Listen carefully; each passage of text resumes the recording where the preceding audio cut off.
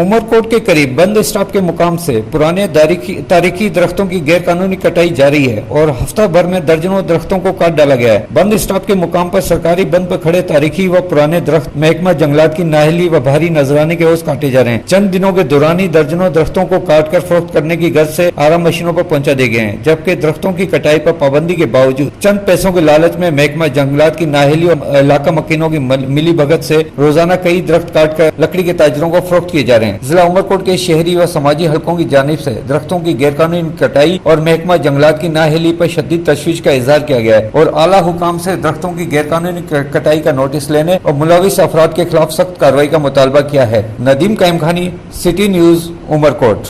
हम लाते हैं top news, आपके फेवरेट टॉक शोज और अनलिमिटेड एंटरटेनमेंट सिर्फ यूट्यूब पर।